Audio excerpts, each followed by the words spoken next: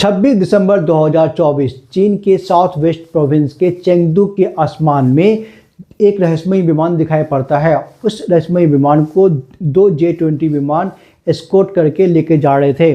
कुछ ही समय के बाद ये तस्वीर जो है चीन के सोशल मीडिया प्लेटफॉर्म पर चारों तरफ वायरल होने लगती है और धीरे धीरे ये पूरी तस्वीर पूरी दुनिया भर में वायरल हो जाती है। इस तस्वीर के कई मायने निकल के आते हैं और ऐसा माना जा रहा है कि ये जो रहस्यमयी जो मिस्टीरियस विमान है चीन का छठी पीढ़ी का लड़ाकू फाइटर जेट हो सकता है, जिसका नाम J-36 है।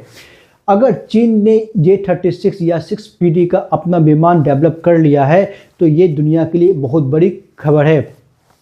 अगर चीन इस तरह के विमान को बना चुका है तो चीन आज के तारीख में दुनिया का सबसे पहला देश होगा जिसके पास छठी पीढ़ी का फाइटर जेट अवेलेबल है। इससे पहले चीन के पास ऑलरेडी J-20 और J-35 के रूप में उनका 5th जनरेशन का फाइटर जेट मौजूद है और चीन दुनिया का सिर्फ दूसरा ऐसा देश है जिसके पास दो टाइप के 5th जनरेशन के फाइटर जेट मौजूद है। पहला देश जो है ऑब्वियसली वो अमेरिका है।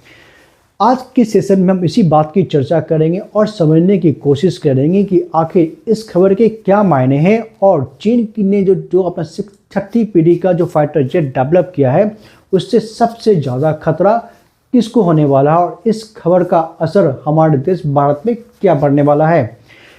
सबसे पहले हम बात करते हैं खबर की। 26 दिसंबर 2024 को चीन के आसमान में एक बहुत ही रहस्यमयी टाइप का विमान दिखाई पड़ता है जिसको दो J-20 विमान एस्कॉर्ट कर रहे थे। इस विमान की जो स्ट्रक्चर थी वो अन्य विमान से अलग थी, मतलब इनमें एक अलग पूंछ नहीं थी, वो टेललेस विमान था और इसका शेप था वो डेल्टा टाइप का था। इस विमान की तस्वीर को देख के ये साफ साफ लग रहा था कि ये जो चीन का छठी पीढ़ी का लड़ाकू फाइटर जेट हो सकता है जिसको J-20 बोला जा रहा है। अब यहाँ पर सबसे बड़ा इंपॉर्टेंट बात यह है कि आखिर चीन ने इस विमान को प्रदर्शित करने के लिए 26 दिसंबर का ही दिन क्यों चुना। 26 दिसंबर जो होता है चीन के जो फाउंडर नेता है माओ त्से-तुंग का जन्मदिवस होता है। इस दिन चीन जो है अपनी नई नई टेक्नोलॉजी को दुनिया के सामने प्रस्तुत करता है। आप इस बात को ऐसे समझ सकते हैं कि 2011 में चीन ने 26 दिसंबर के दिन ही J-20 को पहली बार दुनिया के सामने प्रस्तुत किया था और आज की तारीख में चीन के पास 100 से अधिक J-20 जो 5th जनरेशन के फाइटर जेट है वो मौजूद हैं। तो आप समझ सकते हो कि चीन जो बोलता है वो करता है। इसके साथ साथ चीन ने ये जो प्रदर्शन किया है वो 26 दिसंबर को दिन के उजाले में किया है, ना कि रात के अंधेरे में किया है। ये इसलिए दिन के उजाले में किया गया है क्योंकि चीन पूरी दुनिया को ये बताना चाहता है कि वो आज के तारीख में बढ़ती हुई मिलिट्री पावर है। और ये एक दिन का सफ़र नहीं है, ये बेसिकली चीन के जो प्रेजेंट राष्ट्रपति है शी जिनपिंग का सपना है। 2011 में जब शी जिनपिंग चीन के राष्ट्रपति बने थे तो उनका एकमात्र सपना था कि चीन को मिलिट्री पावर हाउस के रूप में डेवलप करना चाहते थे और अमेरिका को पीछे छोड़ना चाहते थे। तो आज की तारीख में चीन जो है छठी पीढ़ी का लड़ाकू विमान को डेवलप करके उसने साबित कर दिया है कि उसकी मिलिट्री कैपेबिलिटी कितनी ज़्यादा बढ़ चुकी है। अब हम ये भी देख लेते हैं कि ये जो छठी पीढ़ी का लड़ाकू फाइटर जेट है उसकी फीचर्स क्या क्या है, उसकी खूबियाँ क्या क्या हैं। बेसिकली ये जो फाइटर जेट है वो एक हाई एडवांस फाइटर जेट है जो दुनिया में अभी तक किसी भी कंट्री के पास नहीं है। तो ये 5th जनरेशन से एक अपर स्टेज ऊपर का फाइटर जेट है। इसकी सबसे बड़ी काबिलियत है इसकी हाई एडवांस स्टील टेक्नोलॉजी। दूसरी इसका जो लॉन्ग रेंज है वो इसको बहुत आगे ले जाता है। इस फाइटर जेट की जो लॉन्ग रेंज है वो 3000 किलोमीटर तक की है, मतलब 3000 किलोमीटर तक विदाउट रिफ्यूलिंग किए हुए ट्रेवल कर सकती है। इस फाइटर जेट की जो स्पीड है वो 2.5 मैक की है, मतलब 3000 किलोमीटर प्रति घंटे। ये जिनका जो नया फाइटर जेट है वो हाई एल्टीट्यूड पर ट्रेवल कर सकता है। इसकी काबिलियत को आप ऐसे समझ सकते हो कि ये काफ़ी तेज़ी से किसी भी दुश्मन के देश में प्रवेश कर सकता है और उसके रडार को ये भनक तक नहीं लगेगी कि उनके क्षेत्र में जो चीन का विमान आ चुका है। इसमें इतना हाई एडवांस सिस्टम लगा हुआ है कि इतनी तेज़ी से ट्रेवल करते हुए भी उस जगह की पूरी जानकारी को कलेक्ट कर सकता है और उस जानकारी को वो चीन के लोकल सर्वर पर भेज सकता है, जिससे आप ये सोच सकते हो आपको समझ में नहीं आया कि क्या उड़ रहा है ऊपर से उड़ते हुए सारी तस्वीरों को वो सीधा चीन के लोकल सेंटर में भेज सकता है और दुश्मन देश को इससे लड़ाई के वक्त में कितनी ज़्यादा एडवांटेज मिल सकती है आप खुद समझ सकते हो। इसकी सबसे इम्पॉर्टेंट बात है उसकी हाई एडवांस स्टील टेक्नोलॉजी। अब यहाँ पे एक सवाल ये आता है कि स्टील्थ टेक्नोलॉजी क्या होती है। बेसिकली स्टील्थ टेक्नोलॉजी का मतलब ये होता है ऐसी टेक्नोलॉजी जो रडार की पकड़ में नहीं आती है। अगर स्टील्थ टेक्नोलॉजी की बात करें तो ये जो टेक्नोलॉजी है वो 5th जनरेशन के फाइटर जेट के साथ ही लगाई जाती है। तो ये तो 6th जनरेशन का फाइटर जेट है, तो आप समझ सकते हो कि इसकी टेक्नोलॉजी उससे तो एडवांस होने ही वाली है। साथ में इसमें एडवांस AI का इस्तेमाल किया गया है और इसके साथ साथ ये जो विमान है वो परमाणु हथियारों से भी लैस होने वाली है। अगर इस फाइटर जेट की लंबाई की बात करते हैं तो इस फाइटर जेट की लंबाई 22.5 मीटर की है, जबकि इसके विंग की जो चौड़ाई है वो 24 मीटर की है। इसके साथ साथ ये फाइटर जेट 55 टन के वजन के हथियारों को ले जाने में सक्षम है। अभी तक तो आपको ये समझ में आ चुका होगा कि इस फाइटर जेट की खासियत क्या है। अब सबसे बड़ा सवाल ये है कि अब जब चीन ने इस तरह के डेवलपमेंट कर दिया है तो उससे ग्लोबली क्या मायने निकल के आते हैं। तो आज के तारीख में अगर हम बात करें कि दुनिया की सबसे बड़ी सुपर पावर अमेरिका है और उनकी जो एयरफोर्स की कैपेबिलिटी है दुनिया में सबसे नंबर 1 मानी जाती है। बेसिकली चीन ने अपने 6th जनरेशन के विमान को दिखा के अमेरिका के सुपरियरिटी को चैलेंज किया है।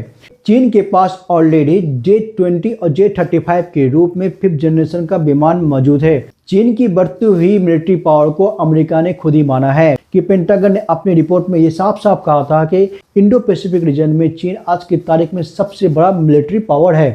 तो आप समझ सकते हो कि अमेरिका खुद ये मान रहा है कि चीन जो है बहुत बड़ी ताकत के रूप में उभर के सामने आ रहा है और इसका जो सबसे बड़ा इम्पैक्ट देखने को मिलेगा वो मिलेगा इंडो पैसिफिक रीजन में। इंडो पैसिफिक रीजन में आज के तारीख में अमेरिका का दबदबा साफ साफ दिखाई पड़ता है, लेकिन चीन उस पर अपना दबदबा बनाना चाहता है।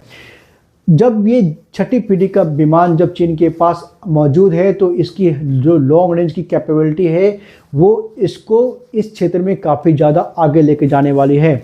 आप ऐसे समझ सकते हो कि ये जो फाइटर जेट है J-36 3000 किलोमीटर तक विदाउट फ्यूल ट्रेवल कर सकती है और उसको किसी भी फ्यूल टैंक की जरूरत नहीं पड़ने वाली। लेकिन उसके अगेंस्ट में अगर हम बात करते हैं इंडो पैसिफिक रीजन में अमेरिका और उसके जो सहयोगी देश है उनके पास जितने फाइटर जेट्स होने वाले हैं वो उनकी जो रेंज है वो 3000 किलोमीटर से कम ही होने वाली है और उनको कभी ना कभी तो रिफ्यूलिंग की जरूरत पड़ेगी, टैंकर की जरूरत तो पड़ने वाली है। तो इसका इम्पैक्ट आप कितना देखने को मिलेगा आप ये खुद समझ सकते हो। मतलब लड़ाई के मैदान में ये 6th जनरेशन का फाइटर जेट है, किसी पर भी भारी पड़ेगा ही पड़ेगा। अब जब हम बात कर रहे हैं चीन की तो हम ये भी समझ लेते हैं कि इसका इम्पैक्ट हमारे देश पे क्या पड़ने वाला है। अगर हम हवाई ताकत की बात करें तो चीन जो है आज की तारीख में भारत से काफ़ी ज़्यादा है। चीन जहां आज की तारीख में 6ठी जनरेशन के लड़ाकू विमान को उड़ा के दिखा रहा है तो हमारे पास आज की तारीख में 4थी जनरेशन का राफेल और तेजस विमान ही मौजूद हैं। हमारे जो 5वीं पीढ़ी का लड़ाकू विमान AMCA प्रोजेक्ट के तहत बन रहा है जिसकी डिलीवरी 2035 से पहले पॉसिबल नहीं है। मतलब 2035 में भारत को अपना पहला 5वीं पीढ़ी का लड़ाकू विमान मिलेगा और चीन के पास ऑलरेडी 6th जनरेशन का लड़ाकू विमान मौजूद है। तो आप समझ सकते हो गैप कितना ज़्यादा है। इस स्टेज में भारत को करना क्या चाहिए। अगर एक्सपर्ट्स की बात माना जाए तो भारत को immediate 5th generation fighter jets की ज़रूरत है, लेकिन अगर हम अपने फाइटर जेट का वेट करते हैं तो 2035 से पहले भारत को अपना स्वदेशी फाइटर जेट नहीं मिल सकता है। तो ये जो है ये बहुत बड़ा इनबैलेंस पैदा कर देगा इंडियन सिक्योरिटी के लिहाज से। तो इसके लिए भारत के पास क्या विकल्प हैं। तो बेसिकली भारत के पास इस टाइम में 3 विकल्प मौजूद हैं। पहला विकल्प तो ये है कि भारत वापस फ्रांस से 5th जनरेशन का राफेल खरीद ले, लेकिन यहाँ पे दिक्कत ये है जब से भारत ने फ्रांस से राफेल को खरीदा है उसके बाद जो राफेल की पेरेंट कंपनी है राफेल डसॉल्ट के पास काफ़ी ज़्यादा ऑर्डर्स आ गए हैं और 2030 तक वो नया ऑर्डर को लेने के लिए तैयार ही नहीं है। मतलब इस टाइम में तो राफेल जो है अपना ऑर्डर नया ऑर्डर लेगी नहीं तो भारत को जो 5th जनरेशन का विमान वो दे ही नहीं सकती। सेकेंड ऑप्शन जो आती है वो है रसिया ऑलरेडी भारत को Su-57 देने की पेशकश कर चुका है। साथ में उसने ये भी कहा है कि वो इसकी जो टेक्नोलॉजी ट्रांसफ़र को भी तैयार है और इसके तहत भारत जो है रसिया के Su-57 की जो मैन्युफैक्चरिंग है वो भारत में ही कर सकता है, वापस उसको बेच भी सकता है। तो ये एक भारत के लिए अच्छा डील साबित हो सकता है। बट यहाँ पे एक प्रॉब्लम ये है कि भारत पहले Su-57 को ट्रायल करना चाहता है और ये देखना चाहता है कि वो कितना सस्टेन कर सकता है और उसकी कैपेबिलिटी कितनी ज़्यादा है। तो यहीं पे एक थोड़ा पेच फंस रहा है। तीसरा जो ऑप्शन भारत के पास निकल के आता है वो है अमेरिका का F-35। अमेरिका ऑलरेडी भारत को F-35 बेचने की पेशकश कर चुका है, लेकिन भारत जो है अमेरिका के F-35 को लेने में दिलचस्पी नहीं दिखा रहा है, क्योंकि अमेरिका कभी भी टेक्नोलॉजी ट्रांसफर कर तैयार नहीं होगा। इससे क्या होगा कि हमें हमेशा अमेरिका के साथ उनके टेक्नोलॉजी, उनके पार्ट्स पर डिपेंड रहना पड़ेगा।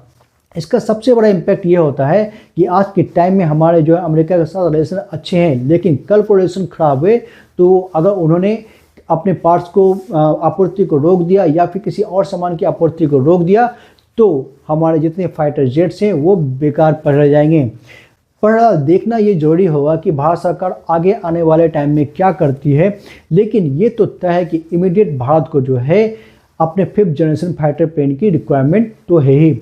यहाँ पे एक बात गौर करने वाली है कि 1949 की अगर बात करें तो चीन के पास सिर्फ 17 फाइटर जेट्स थे, लेकिन आज चीन जो है दुनिया की दूसरी सबसे बड़ी एयरफोर्स ताकत बन चुकी है। मतलब आप ये समझ सकते हो चीन ने कितनी तेजी से तरक्की की है। चीन का ये फाइटर जेट लड़ाई के मैदान में एक मील का पत्थर साबित हो सकता है।